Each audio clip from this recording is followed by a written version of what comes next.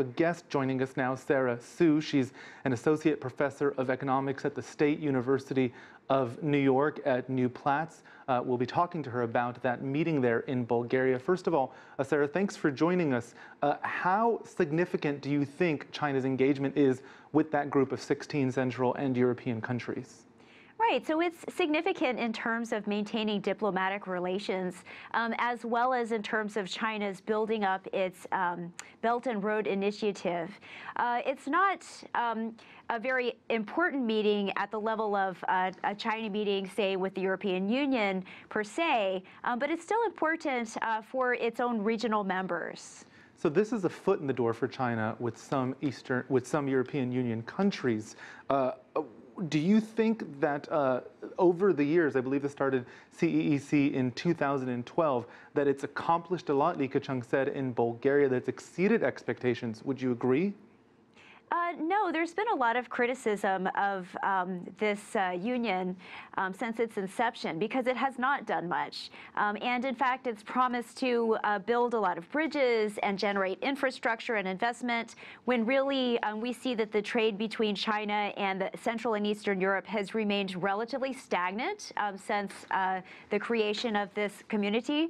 And also we see that China's investment has risen relatively slowly with the trade between the two regions happening at about $70 billion in 2017 and China's investment in the region at $10 billion in the same year. How would you compare China's investment in that region to, say, the investment from other countries in Asia like Japan and South Korea?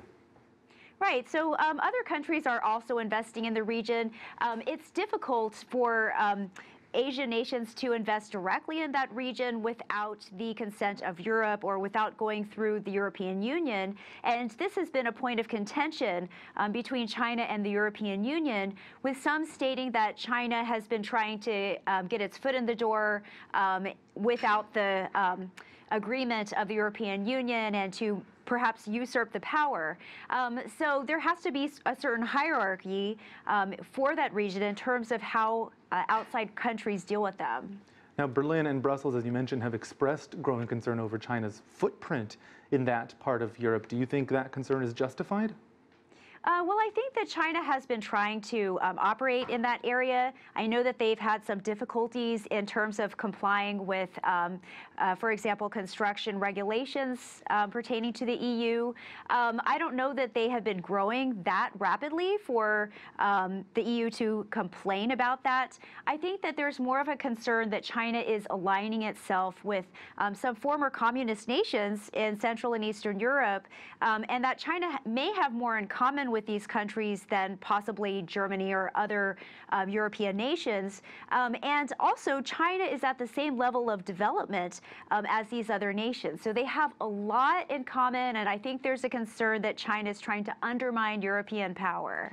Sara, one last question. Li Keqiang headed from Bulgaria to Germany. He'll meet with Angela Merkel there on Sunday. She was in China back in May. Wang Yi, the Chinese foreign minister, suggested that Germany might join a trilateral seat at a 16+1. Is that something you think Germany should consider?